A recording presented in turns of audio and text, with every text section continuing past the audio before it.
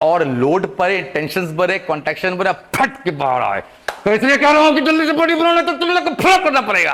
और आज का जो सेशन होने वाला है वो शोल्डर का है।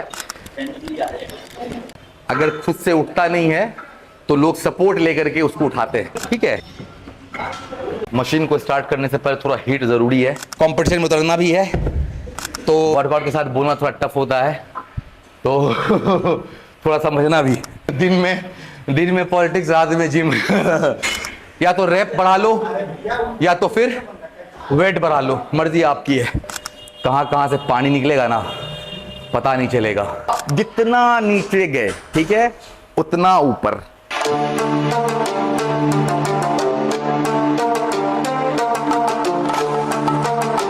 सभी को मेरा सलाम, आदाब, नमस्कार। मैं आपका भाई दोस्त आज आप फिर से एक नए सेशन के साथ आपके सामने हाजिर हूं। और आज का जो सेशन होने वाला है वो शोल्डर का है। तो शोल्डर का जो मेन जो वर्कआउट होता है, जो मास बिल्डिंग वर्कआउट होता है, आज सिर्फ और सिर्फ वो बताऊंगा। उसके टेक्निक के बारे में बात करेंगे, उसके फॉर्म के बारे में बात करेंगे, और जो जनरली मिस्टेक जो होते हैं लोगों से उसके बारे में हम लोग बात करेंगे। तो हेल्दी रहना है, अच्छे से वर्कआउट करना है। मैंने पहले भी कहा था कि वेट के पीछे पागल नहीं होना है, पहले स्ट्रेंथ को गेन करना है। वेट लगाने की जो कैपेसिटी होती है वो स्ट्रेंथ से आती है, तो पहले अंदर में स्ट्रेंथ लगाना है। दूसरी बात, एक चीज़ और मैं नोटिस करता हूँ अक्सर जिम में कि 10 किलो 20 किलो का जो डंबल होता है, अगर खुद से उठता नहीं है तो लोग सपोर्ट लेकर के उसको उठाते हैं, ठीक है। कोई फायदा नहीं है, ज़मीन से पकड़ो और तब यहाँ पर लेके जाओ। उससे क्या होगा, उससे आपके स्ट्रेंथ की गेनिंग भी आपकी अच्छी आएगी, आपके कॉन्फिडेंस भी बिल्डअप होंगे। अगर आप आज 20 केजी अगर सेल्फ उठा करके खुद से लगा रहे हो तो कल 25 केजी भी कर सकते हो, 30 केजी भी कर सकते हो। तो ये सब जो मिस्टेक है थोड़ी थोड़ी जो है दिखाने के चक्कर में, ईगो लिफ्टिंग जो होती है वो ना करें। और सेफ साइड, अगर इसको इस गेम को अगर लंबा लेके चलना है तो इंजरी फ्री रहें और अच्छे से वर्कआउट करें। तो चलते हैं हम लोग अपने शोल्डर के वर्कआउट के साथ।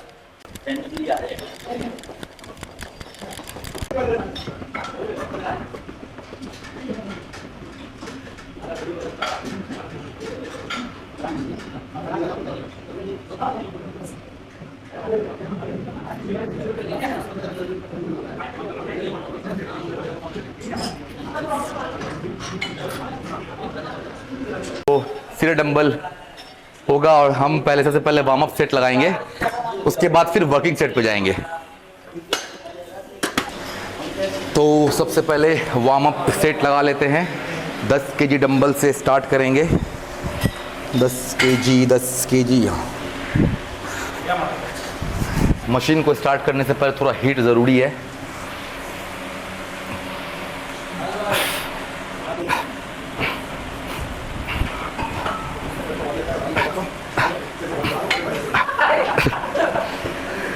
भसड़ चल रही है पूरी। बाद नेक्स्ट हमारा है 20 केजी।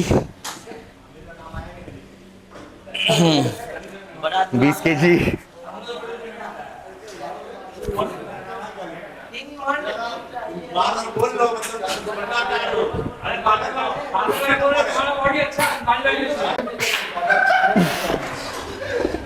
ये हो गया warm up set. Warm up set complete हो चुका है। वार्म अप सेट से ही देख लीजिए पंप आ चुकी है बॉडी में। अब हम लोग वर्किंग सेट की तरफ चलेंगे। तो अब जिसकी जितनी कैपेसिटी होती है उसी हिसाब से आप लिफ्ट करेंगे। तो मैं 30 केजी से मैं स्टार्ट करूंगा, और इत्तेफाक से जिम में हमारे 30 केजी डंबल ही लास्ट है। तो जिम ऑनर को बोल दिया गया है कि डंबल बढ़ाएं, क्योंकि मेरा प्रेप भी स्टार्ट है और इस बार कंपटीशन में उतरना भी है, तो उसी हिसाब से वर्कआउट भी होगा। तो ये रहा वर्किंग सेट। तो जैसा कि मैंने पहले कहा था कि अगर इस वेट को मैं सेल्फ यहाँ से उठा करके यहाँ पे ला सकता हूँ तो ही लगाना चाहिए, वरना किसी के भरोसे में आप पकड़वा करके यहाँ पे लेकर के आओगे तो कोई फायदा नहीं है।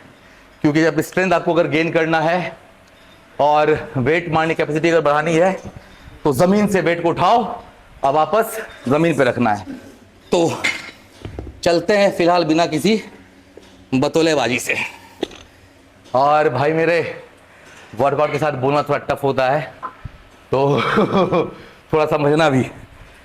हाँ, तो ये रहा मेरा पहला सेट।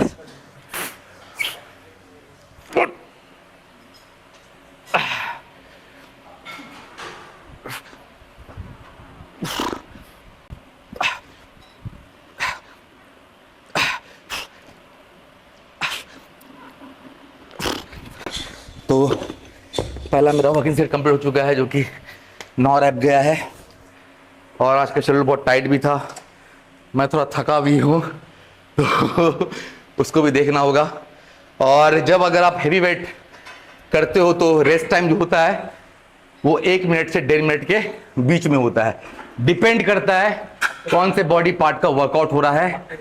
अगर आप खास तौर पे लेग्स पे करते हो तो अगर हेवी चलते हैं हम लोग तो 2 से 2.5 मिनट तक भी, 3 मिनट तक भी हम लोग रेस्ट लेते हैं। तो क्योंकि शोल्डर का वर्कआउट है और ज़्यादा थोड़ा मसल्स है, तो 90 सेकंड का हम लोग रेस्ट लेंगे। तो हमारा रेस्ट टाइम पूरा हो चुका है और आज मेरा डाइट भी सही से हुआ नहीं है, थके हुए बहुत ज़्यादा हैं।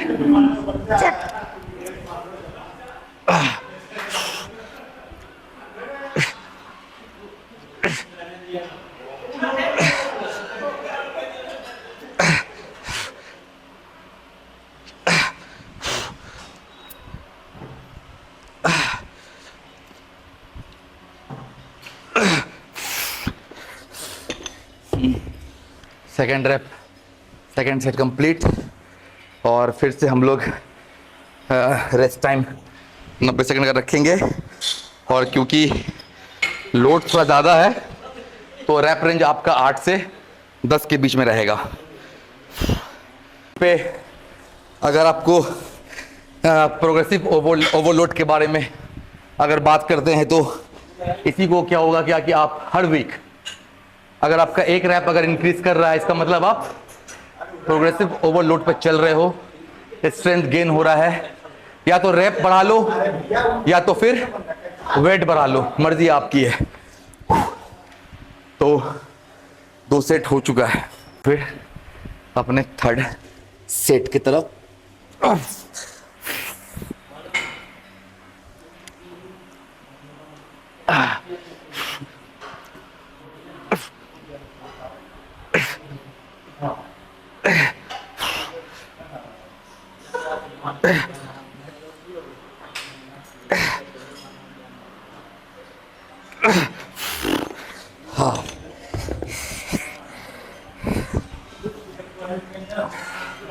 तो ये थर्ड सेट भी ख़त्म हो गया और 8 रैप पे जाके ये ख़त्म है। अब इसके बाद जो नेक्स्ट सेट होगा वो मेरा होगा बैक ऑफ सेट, जो कि 25 केजी पे करेंगे और कंट्रोल रैप के साथ, ताकि हर एक रैप फील हो सके और शोल्डर और फटे। रेस्ट टाइम सेम रहेगा। तो अब हम लोग ये बैक ऑफ सेट है 25 केजी पे।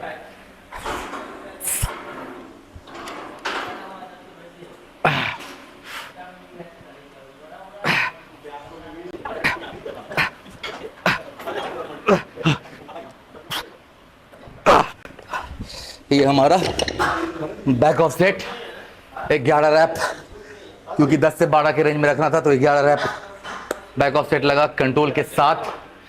और क्योंकि ये मेरा वॉल्यूम सेट था तो आप जैसा कि देख सकते हैं कि जो मेरा पहला वर्कआउट हुआ डंबल सीटेड प्रेस से, जो कि पहला वार्म अप से 2 सेट वार्म अप किया, 10 केजी से 20 रैप, 20 केजी से 15 रैप। और वर्किंग सेट मेरा 4 रहा, पहला 30 केजी से 9 रैप, दूसरा 8, तीसरा भी 8 और चौथा मैंने बैक ऑफ सेट लगाया जो कि 25 केजी से 11 रैप। तो ये एक अच्छा स्टार्टिंग वर्कआउट मेरा रहा अभी आप देख सकते हैं शोल्डर,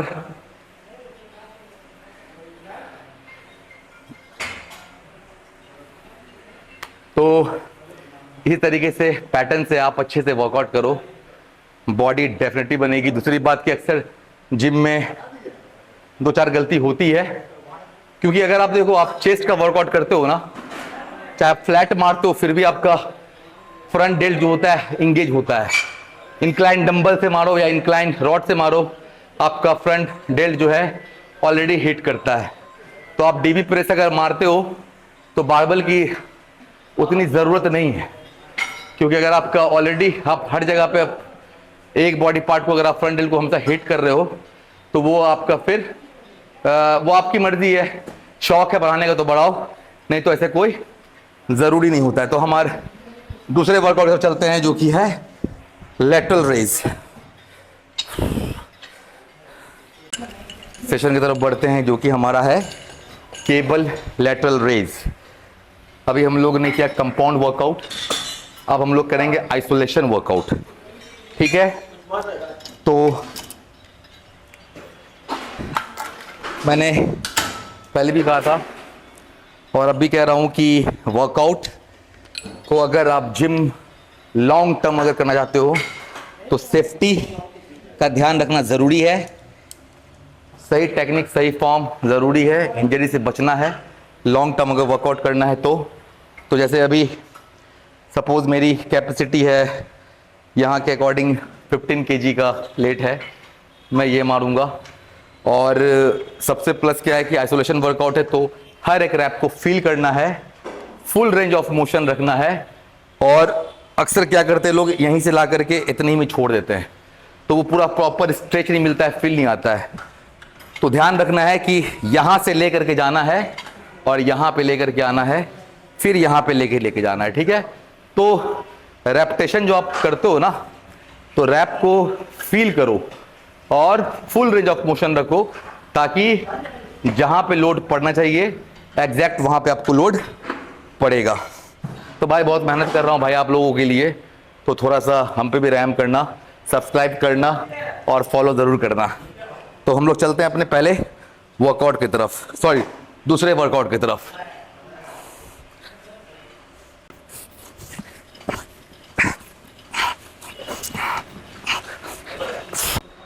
तो 12 रैप लिया मैंने, ठीक है।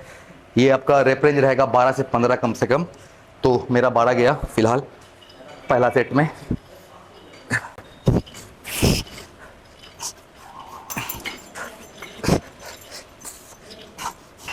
तो ये पहला सेट कंप्लीट हो चुका है। आप क्योंकि आइसोलेशन वर्कआउट है, मैक्स टू मैक्स 50 सेकंड का आप रेस्ट टाइम रख सकते हो, उससे ज़्यादा नहीं और उससे कम नहीं। तो हमारा चलते हैं फिर नेक्स्ट रैप। ये हमारा फिर दूसरा सेट है।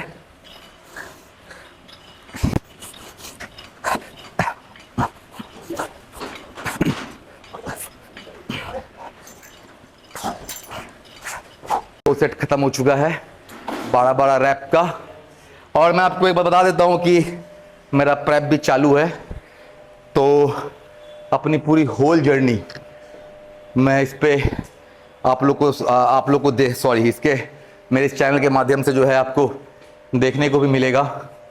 और ख़ास तौर पे जो भी लोग बॉडी बिल्डिंग को क्रिटिसाइज करते हैं या जिनको नॉलेज नहीं है, जिनको जो मुंह में आता है अनन सनन बग देते हैं, भाई एक बार जिम आओ, साथ वर्कआउट करो, रैप लगाओ, वेट उठाओ, कहाँ कहाँ से पानी निकलेगा ना पता नहीं चलेगा।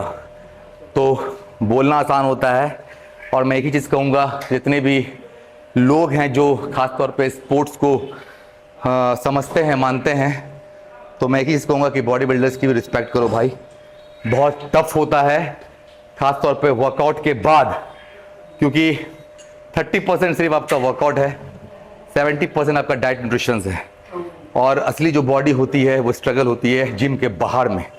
तो रिस्पेक्ट करो यार, फालतू बोलने से अच्छा है। तो हमारे थर्ड सेट की तरफ चलते हैं, और थर्ड सेट हमारा होगा ड्रॉप सेट, ठीक है।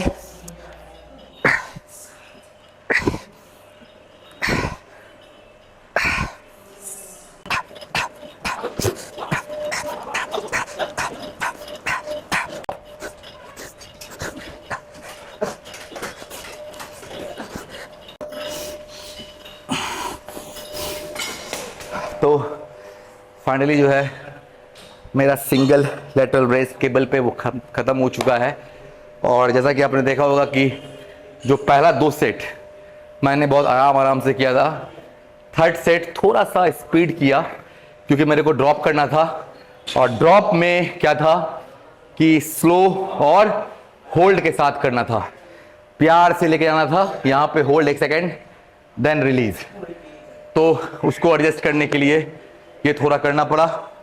तो मेरा अभी आपने 2 वर्कआउट शोल्डर का ख़त्म हो चुका है और आप हालत देख रहे हैं कि मेरी जो है शोल्डर की कंडीशंस, ये देख लीजिए, अच्छे खासे पंप हो चुके हैं।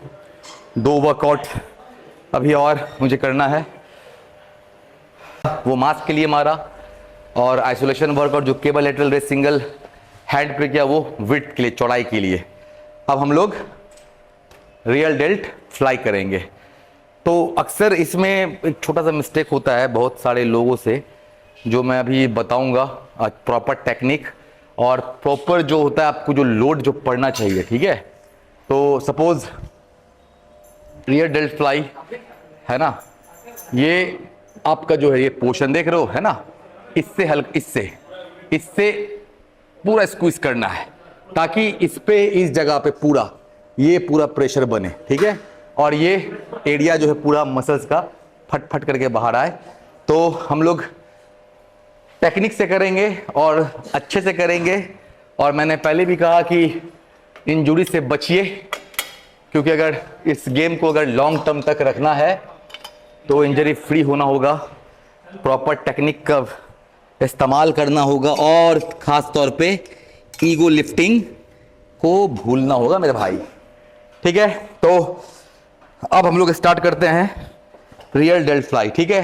तो जैसे ये देखिए हाइट जो है ना ये ज़्यादा है, मेरे को है ना चेस्ट है ना, ये चेस्ट, इस चेस्ट को इस पे पूरा टिका देना है, ठीक है। इसके पूरा चिपका के रखना है ताकि इसे हटे नहीं, ताकि जो है लोड जहाँ पे पड़ना चाहिए बिल्कुल वहाँ पे। तो इसको हल्का सा मैं डाउन करूँगा ताकि, हाँ अब ये प्रॉपर हो गया, ये मेरे बिल्कुल चेस्ट से सट चुका है। अब जो गलती होती है, यहाँ पे ऐसे रखा, ठीक है, ये हाथ बिल्कुल ऐसे ही रहा, ये क्या यहीं से कर नहीं, इसको यहाँ तक पूरा हाथ को लेकर के जाना होगा ताकि आपका हाथ बिल्कुल खुल जाए, स्ट्रेच बिल्कुल स्ट्रेट। ये और हल्का सा ये जो एल्बो देख रहे हो ना, इसको हल्का सा एंगल दे देना, हल्का सा, ये नहीं करना है, बस ये स्ट्रेट रखना है ताकि आपका जो ये रेयर डेल्ट है ना ये पूरा स्क्वीज होकर के सामने आ सके और पूरा का पूरा लोड जहां पड़ना चाहिए वहां पड़े। तो इसको एल्बो को हल्का सा आप ट्विस्ट कर दो, ठीक है। अब यहां से लेकर के जाना है, यहां पे स्ट्रेच करना है ये, और ऐसा नहीं करना है यहां पे फिर लाके रखना नहीं है, यहां से उठा रहे हो यहीं से लेके जाना है, ठीक है। तो ये अक्सर लोग गलती करते हैं और बाद में फिर कहते हैं कि बॉडी बन नहीं रही है।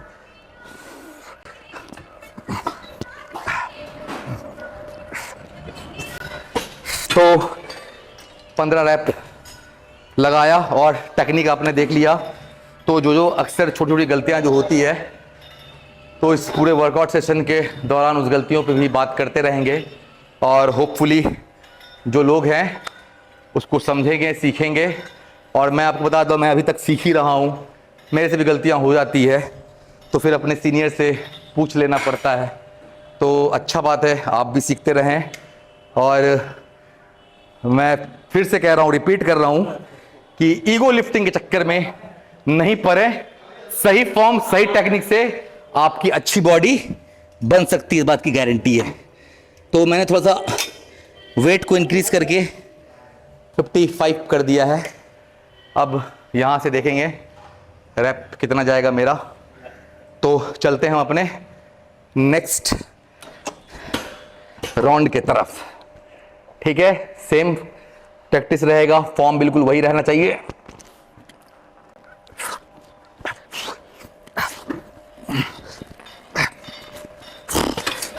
तो अभी मेरा 12 रैप गया 55 पे वेट करने पे, और फॉर्म टेक्निक बिल्कुल वही रहना चाहिए। हर एक रैप को फील करो, सही से करो, और जिस बॉडी पार्ट के लिए कर रहे हो कम से कम वहां पर प्रेशर पड़ रहा है नहीं।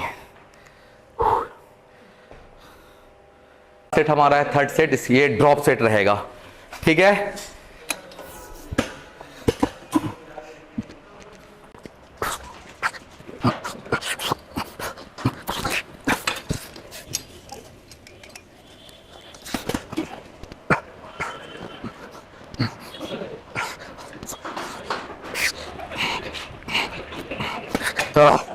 तो लास्ट सेट कंप्लीट हो चुका है मेरा ड्रॉप सेट।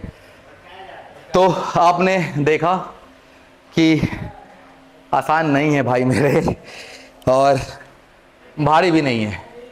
माइंड सेट होना चाहिए और एक रूटीन सब सालों से फॉलो करना, ये भी एक स्ट्रांग माइंड सेट का आंसर है। तो बॉडी आप सिर्फ ऐसा नहीं कि जिम आओ ये कर लो हो गया।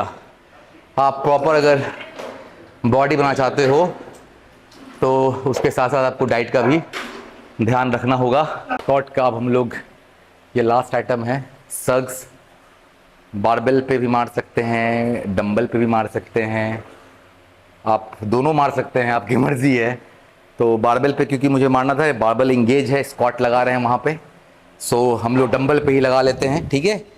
तो अब जैसा कि मैंने पहले ही कहा था कि 30 kg है तो मेरे को इसी पे करना है और फील के साथ करना है, हुमच उमच के नहीं करना है, आराम आराम से फील के साथ, ठीक है। तो ये देखेंगे, पूरा छोड़ देना है लूज नीचे तक ताकि पूरा ट्रैप पे आपके लोड पड़ सके, और यहां से उठाना है बस। अब फिर आराम से प्यार से रख देना है।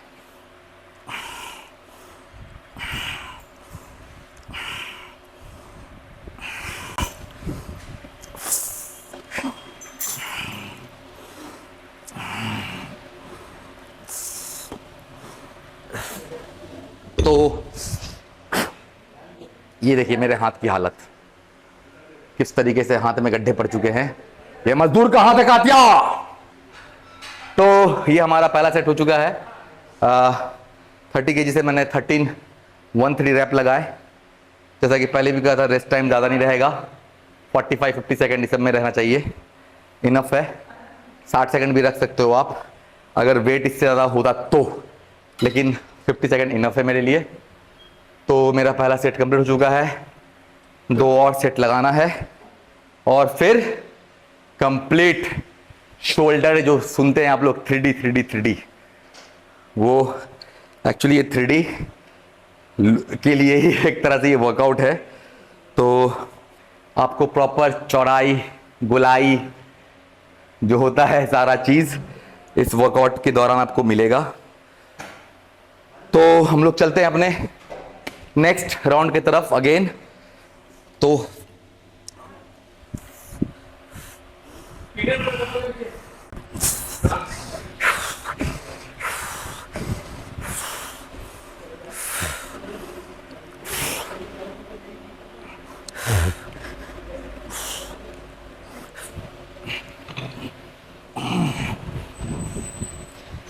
ये हमारा 2 सेट हो चुका है कंप्लीट, और हम लोग अब अपने लास्ट राउंड की तरफ जाएंगे।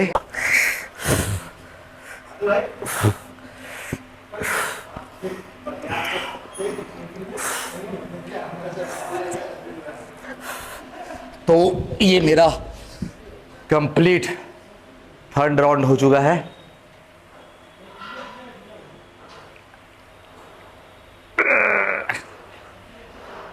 तो फाइनली शोल्डर वर्कआउट अब फिनिश हो चुका है। तो ये कंप्लीटली शोल्डर का वर्कआउट अब खत्म हो चुका है मेरा। अब 2 आइटम मैं करूंगा एब्स के लिए, ठीक है। और एक चीज़ और कि जितने भी आप वर्कआउट करते हो अपने कोर मसल्स को एंगेज करके करना, ताकि एब्स जो है ना आपका ऑटोमेटिकली, जब आप भी कोई भी वेट आप ट्रेन करते हो, अपने आप को कोई भी वेट लिफ्टिंग करते हो, तो उससे क्या होता है आपका कोर मसल्स जो है, अगर उसको भी आप इंगेज करके रखोगे, टाइट करके रखोगे, तो वो भी आपका ट्रेंड होगा। तो आपको एब्स बनाने में ज़्यादा मेहनत करने की ज़रूरत नहीं पड़ेगी। तो जैसा कि मैं आज शोल्डर का मेरा भी कंप्लीटली वर्कआउट फिनिश हो गया है। मैं 2 आइटम लूँगा मैं वर्कआउट के, एक केबल क्रंच वो करूंगा और एक हैंगिंग लेग रेस करूंगा। दोनों के 3-3 सेट करूंगा, मेरे लिए इनफ है। और सबसे अहम बात कि जैसे मैंने आज वर्कआउट के दौरान आप लोग से बात भी किया, मैंने आपको टेक्निक और रेपिटेशन, प्रोग्रेसिव ओवरलोड के बारे में, टेक्निक्स के बारे में जो भी मैंने आपसे बात किया, तो मेरा थोड़ा सा जो होता वर्कआउट का जो मेरा फॉर्म है थोड़ा बहुत, मतलब मेरे हिसाब से मुझे लगा कि थोड़ा गड़बड़ा गया। तो जब नेक्स्ट सेशन में स्टार्ट करूंगा तो मैं अपना वर्कआउट जब फिनिश कर लूंगा पूरा कंप्लीट, तो मैं आपको डिटेल बाय डिटेल मैं उसके बारे में बताऊंगा। और ये जो मैंने वर्कआउट किया है, ये जिसको भी शोल्डर को गोलाई चौड़ाई शेप में देना है, अच्छे राउंड शेप में देना है, 3D लुक में देना है, तो आप ये वाला पैटर्न आप डेफिनेटली आप फॉलो कर सकते हो। आपको बहुत फर्क मिलेगा। दूसरी सबसे अहम बात ये होती है कि आप कोई बॉडी पार्ट के 4, 3 या बहुत अगर होता है, बहुत ज्यादा अगर होता है, बहुत शौक अगर है तो 5 कर दो, लेकिन मेरे हिसाब से 4-3 आइटम किसी भी वर्कआउट के लिए इनफ है। लेकिन उसी 4 जो वर्कआउट पैटर्न आप रखोगे उसको ऐसा रखो कि आप बोलो बस भाई मेरे हो गया, अब नहीं। तो वर्कआउट का यही नियम है कि लगना चाहिए कि आपने जिम में जाकर के बदन को तोड़ा है, और एक एक जगह से आवाज आना चाहिए कि अब बस कर दे भाई मेरे। तो यही सीन है वर्कआउट का, जिम का। तो ये नहीं कि खाली आप जिम में आओ डंबल जैसे तैसे, ब्रॉड जैसे तैसे वर्कआउट करो निकल जाओ, उससे कोई मतलब नहीं है भाई मेरे, कभी बॉडी उससे बनने वाली नहीं है। आप जिम में आओ, प्रॉपर वे में आओ, प्रॉपर तरीके से ट्रेन करो, प्रॉपर तरीके से न्यूट्रिशंस आप लो। खास तौर पे जो अक्सर लोग करते हैं, क्या करते हैं कि टेक्निक गलत यूज करते हैं, औकात से ज्यादा वेट ले लेते हैं, और जो जहां पे पड़ना चाहिए लोड वहां पे पड़ता नहीं है। उससे क्या होता है ना कि पंप बस आपका जिम तक रहेगा, आप जिम से बाहर निकलोगे ना फुस, जैसे गुब्बारा में से हवा निकलता है ना, वैसे हो जाता है मामला। तो आप वर्कआउट ऐसा करो कि आपको लगे कि आपका कम से कम 12-15 घंटा आपका लग रहा है कि हाँ मतलब है कि मैंने वर्कआउट किया है। तो ये सब चीज बहुत सारा मायने रखता है। और कॉन्ट्रैक्शन का जहां तक की बात होता है ना, कॉन्ट्रैक्शन का, तो वो फील के लिए बहुत जरूरी होता है कि आप अगर इसको ट्रेन कर रहे हो तो इसको आप इंगेज रखो, इसको कांटेक्ट करके रखो। और जैसे मैंने डंबल प्रेस लगाया, ठीक है, तो उसमें क्या है ना कि जो लास्ट जो मेरा बैक ऑफ सेट था ना, वो डीप स्ट्रेच मींस क्या हुआ कि आप जितना नीचे गए, ठीक है, उतना ऊपर। ये आपका हो गया पूरा, एक तो फुल रेंज तो हुआ ही हुआ, और बैक ऑफ सेट था क्योंकि वॉल्यूम के लिए था, तो मैंने इसको डीप स्ट्रेच किया ताकि मसल्स में और लोड पड़े, टेंशन बढ़े, कॉन्ट्रैक्शन बढ़े, फट के बाहर आए। तो इसलिए कह रहा हूं कि जल्दी से बॉडी बनाना तो तुम लोग को फॉलो करना पड़ेगा।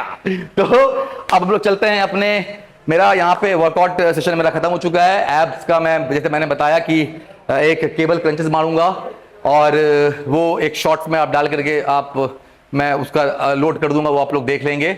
तो मैं मेरे हिसाब से मेरे लिए 2 वर्कआउट इनफ है। मैं उसके लिए अलग से एब्स का जो ट्रेनिंग होगा उसके लिए मैं अलग से एक वर्कआउट बना, मतलब उसके लिए अलग से मैं एक वीडियो बना करके डालूंगा।